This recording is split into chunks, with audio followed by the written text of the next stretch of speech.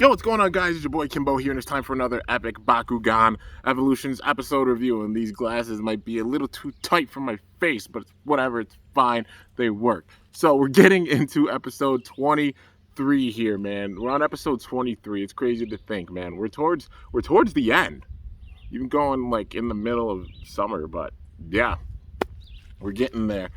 I don't know if there's 26 or there's gonna be more. I think there might be like a few more or something. But yeah, just because we're getting pretty close. Just thinking about it, because last season was like what 26 episodes total. Even with the 2 slots, so technically like 52. But yeah, man, we're getting pretty close. But anyways, seems like we're starting to get a little bit into more of the meat and potatoes. We're starting to get the full course meal. Just the first parts of it. We're not getting like real crazy crap hitting the fan yet, but we're getting the build. We're definitely in that build. The tension's building crazy at this point. But we start this episode off at Studio B. The one they have actually on campus by the Bakugan Academy. So they're all sitting there talking at Studio B, and basically Dan asks Winton for for the gate, the device so he can open the gate. Because Drago has to go to Vestroya. He actually has to have a meeting with the Supreme Bakugan Council, Pyravian, and like Pyravian asked to speak with Drago personally. So, Dan and Drago getting ready to head to Vestroya. And Winton actually says, well, Faustus is actually using the gate. He's using the device so that he can like power up the elemental inductor, because they need the elemental inductor in order to stop all the elemental storms going on and save Vestroya and such, because things are wild in Vestroya as well, not just Earth. But yeah, so then Dan goes and asks Benton. And Benton says, yeah, you can actually go through this gate here. So they had a gate set up, at the location. And Dan and Drago went through there. They fist bumped Winton and said, like, I know I could trust you guys. You guys can do this. You got this. And then Dan goes to the gate. And then basically all the other awesome brothers sitting there just chilling, because Dan and Drago just went through the gate. They're in the maze, going through the gate. And after they go through the gate, you just hear an alarm go off. What, and they're like, what is that? They said that it's an alarm. Somebody was messing with the tower. So it was like the elemental tower, I guess, kind of called. It's basically like the tower that, has the power that's sending out all the domes over the elemental storms, like they're keeping all the elemental gates like in check, and somebody attacked that tower that's trying to keep all the gates stable. And there's only one person, even Benton says it himself, there's only one person that will try to do that. And then sure enough, he shows up. It's Wagner. So Wagner shows up, all cocky and confident per usual. I will say the Gate Crushers have been one step ahead with the majority of these steps and such, man. It's really wild. They've been one step ahead a lot of the way. So, yeah, just getting into it. Wagner shows up and says, with the data that I got from you, we're going to close every single gate and we can get on to our final goal. That's our final goal, is closing off all the gates, severing the connection with Earth and Vestroya. And then we had a cool moment from Benton. He's like, Wagner, did you really think that I wouldn't be prepared for you? Wagner's like, what? He's like, the security here is unpenetrable. You can't break through it. And then Wagner says, we're going to put that to the test. So, basically, with this situation, it's Shun and Winton go towards the tower. They're trying to stop him, thinking he's like at the tower, so they can reboot everything and, open all the gates. Wagner basically says in 1 hour, every single gate will be closed. So with his tech, he's managed to find a way to close all the gates using, the information that he got from Benton. because he took like the hard drive in the case that he had. So then Winton and Shun rush toward the tower. Wagner stops them dead in their tracks because he drops basically what is it, Tusk Guard, like that. Yeah, like Tusk Guard, like the move, except they do it as like a little dome. We're basically seeing the whole dome setup thing, to where they can't break through and they're trapped. So then Winton and Shun try to send out their Bakugan. Then sure enough, like they're trying to break through the dome, and it's basically no good. So they're sitting there trapped. And Wagner's just sitting there poking fun the entire time. He's like, this is really the best that you've got. Like, you could try all you want to, but you're not going to be able to break through. Just sitting there taunting them continuously. And so they're sitting there trying to break out, and basically Winton thinks back to like talking to Dan. Like Dan saying, you got this. Like I'm leaving it in your hands. I'm leaving it up to you. And he thinks about that, and then we see another nano gear born. So the only ones we've really seen use like nano gear, well, I think, yeah, we saw it with Magnus, we saw it with Dan, we've seen it with Athena, and the Mowls, but we've seen it with Select Bladers, and the Awesome Brawlers. Basically getting the build up with like strength mode, speed mode with the Academy, and then like summoning their Nanogon, then strength mode and speed mode, and then the Nano Gear being like the top thing, where they combine themselves with the Nanogon. So it's even like how we have the Nanogon figures that they attach to the Bakugan. That's the Nano Gear when you put them together like that, which is really, really sick, man. Even with the actual figures, you think about it that way. Yeah, Winton uses his nano gear, which was really cool, seeing him use it for the first time. I don't know if Shun used his, but I know Winton at least used his. So they managed to break out of the dome, but by the time they did, the time was up. So then they're sitting there, the music gets dreary, and they're like, oh, the gates are closed now? Oh, no. And in that case, like, Dan and Drago, like, worried about them, too. But then Winton gets a call. The call's from Leah. Winton says, I'm sorry. I know we failed.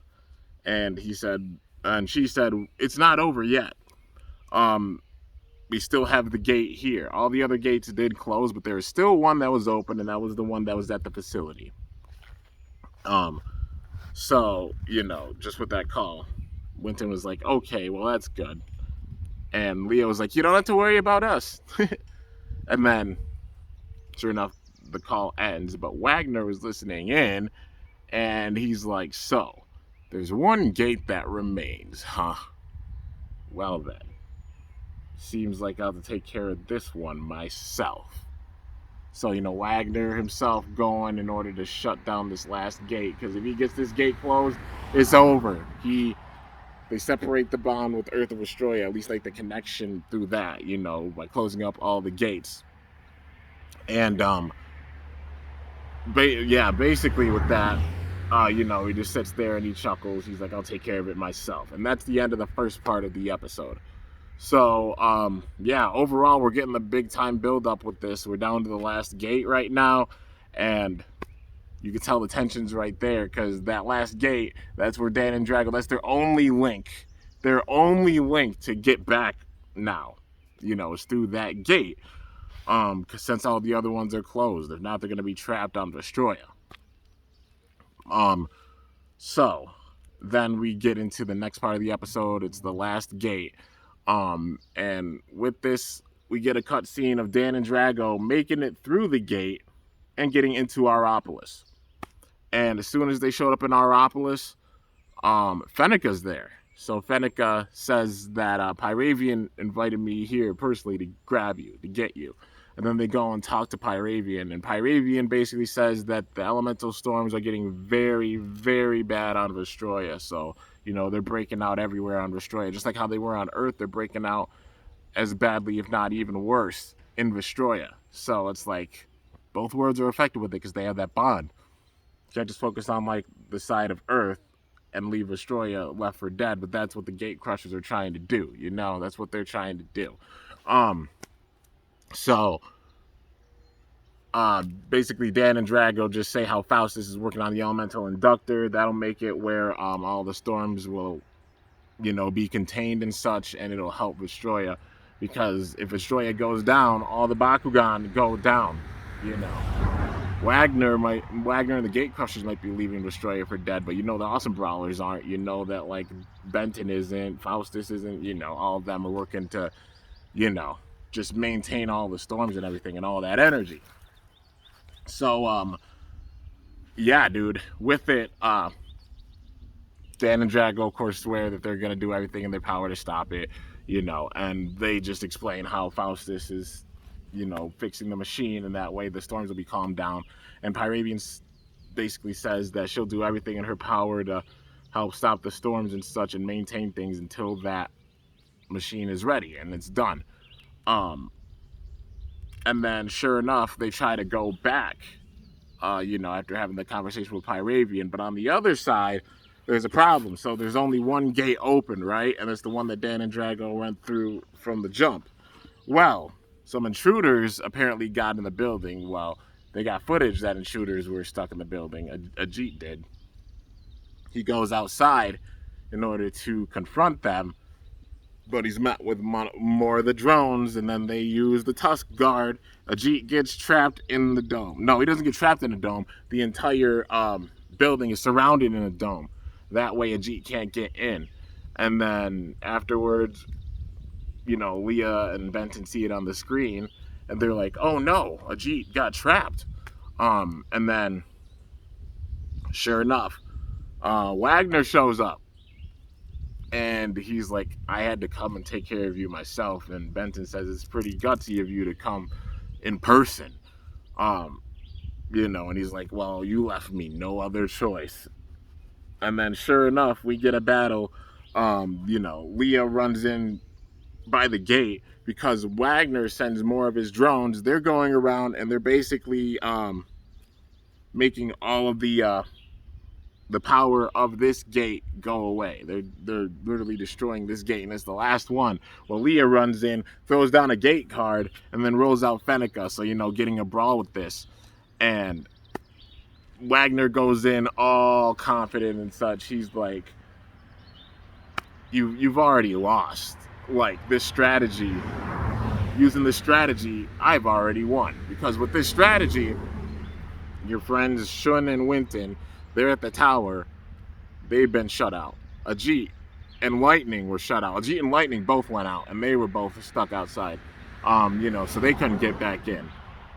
And then, you know, Dan Bean and Vestroya, they only left Leah. And he basically says that. Wagner says, it's just down to you. And Leah says, it might just be down to me, but I can handle you. And basically, you know, rolls out Pegatrix. And then Wagner, this man shows up with 10 Bakugan. He's just like, I got 10 Bakugan. Throws them all out. He has 10 Syndiuses. Literally 10 Syndiuses with him. They don't have elemental energy, but it's still 10 on 1. You know, so every attack that Pegatrix put out, they got blocked. You know, and then the Syndiuses all started to hit big time. And then, meanwhile, in Vestroya, Dan and Drago are trying to get through this gate, but then the gate is starting to malfunction because of the drones sitting there attacking the gate.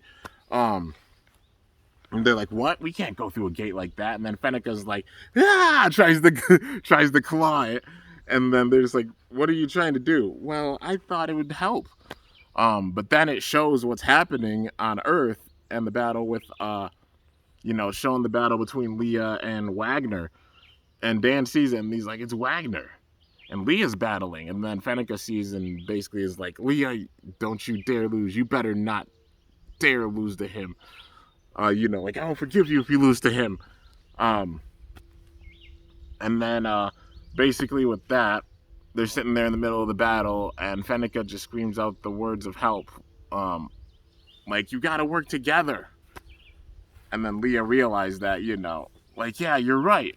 And then sure enough, she uses full power, she switches modes, and gets the big time hit and takes out Cindy's. I think she used actually. I think she used nano gear with this. So we're starting to see all the awesome brawlers using like nano gear. You know, we're basically gonna get like with the next few episodes, probably like the others using their nano gear and such, and that'll be the build up to the big time climax of the season, the big time battle and such. You know, but yeah, well, she manages to take out the Syndiuses, and then Wagner is just like frustrated. He's like, "Oh, I lost." And then, you know, the gate got saved because like all the drones got taken down. And then, you know, he's sitting there trying to be confident, like, no biggie. And then, sure enough, Winton's like, it's over, Wagner. We've won this round. So they got to the tower, they reprogrammed everything, they got all the gates back up and working, so they're all coming back. And then Wagner was just like, ugh. He was frustrated. He's like, you dare return the gates? And then you see this big old explosion happen. Well, actually, Dan and Drago returned. They returned back through the gate because they heard what was happening, and they saw that like the gate was good. Basically, Dan and Drago saying like, "Thank you, Fennica," you know, and telling Pyravian like, we're gonna get this machine fixed, and Pyravian saying she'll do everything that she can in order to help. And then they return back through the gate, and then they show up, and basically Dan's like, "You have to face me now, Wagner." And then Lee's like, "Dan, good to see you made it back through." And he was just like, "Yeah, you did a great job." And then of course, like, you know, Winton explaining everything, like the gate's back, like the gates are all returning. We managed to fix it, and then he got frustrated. Wagner got frustrated, and then he was like, "You dare fix you dare fix the gates?" And then the big explosion happened. So what happened with this is a big old cloud of smoke. Basically, well, a G and Lightning showed up too. But then when, you know, the smoke cleared, it was a jet that showed up. The jet had McHugh in it. I was like, oh, shoot. Dude, okay. Yep. I've been kind of suspicious if all of these evils were tied together. All these things were tied together, and it's seeming like they're all tied together. McHugh basically said, like, our sponsor asked me to get you. And then Dan said, sponsor? So you two are working together? And then, yeah, they basically are working together. So McHugh picked up Wagner, and they get on the ship, and the ship flies off. And then, I think it was Leah that said it, there's so many evils working together. And I think it's even bigger than we think. But, you know, basically on the ship, McHugh's trying to talk to Wagner, and Wagner's not having any of it. He's like, I have no interest in what you have to say. Oh, is that so? What if I could tell you we could absolutely eradicate all of the gates and wipe them from existence? Then he's like, wipe out all the gates from existence? Mm-hmm. And then you just see the ship flying off. Well, you know, the plane flying off. So, yeah, we're seeing the connection starting to come with this, man. Still wondering, like, the Elemental Asylum, Brawlers being able to get the crystals and such. I don't know if they've, like, really tackled into that. Like, who's behind that? You know, the crystals and everything. But if not, I think we're going to find out big time very, very soon. So you got McHugh, who was the head of Sun 17 Security, who was the group that was basically sent to try and buy out all the companies in town. But Sun 17 Security was sent by Jansen Tech. So their sponsor, Sun 17 Security, their sponsor could be Jansen Tech. But now, like, the Gate Crushers were asked to be picked up by a sponsor. You know, Wagner was. That sponsor could be Jansen Tech, man. And then the Elemental Asylum could also be tied to Jansen Tech. Maybe it's their money and the resources that led to the research to make these crystals that Brawlers can use. But then, of course, releasing that crazy elemental energy, making their Bakugan elementally evolve for real. Not like Huxley's stuff where it's like fake or anything, which I can imagine Huxley becoming a part of all this, maybe, because that man still kind of got evil ambitions. But then maybe he's a part of it. Like, you see Huxley I know he's like the goofy one out of them, like out of the evils and such, but like Huxley, we see Wagner, we see like McHugh and Sun 17 Security, all of them culminating with the big time boss group, which I'm starting to think it is Jansen Tech, because considering they went after the Kanzamis and such too, and then you could tell like Sun 17 Security was tied to it, and all that. Basically sponsored by Jansen Tech, so Jansen Tech being the big time company behind things. Now, the big thing is who's behind Jansen Tech. Like, are we going to see some more evils involved with this? We got McHugh. Like, is Everett a part of this scheme? Because then that would be another big time evil that's a part of this. Is one Gregorius Reed a part of this scheme as well? Because that's another evil. It could be like some freaking villain endgame crap here where they have all the villains working together and then they're all under one big time mind and such. Kind of like some Team Rainbow Rocket crap with this. Anybody who's a Pokemon fan that played the games, you know what I mean. Team Rainbow Rocket, like in the alternate world where like Giovanni comes into the world of Ultra Sun, Ultra Moon, and then he has like all the leaders from each team, but they're from worlds in which they won, where like the protagonist didn't stop them, and they fulfilled their goals, but they're all under one roof, and that's Rainbow Rocket, which that's scary, man. Like that type of thing, except that group being Jansen Tech. The question is, who's behind it big time? Could it be like Everett? Could it be Gregorius Reed? I think Gregorius Reed could be a big time candidate for sure.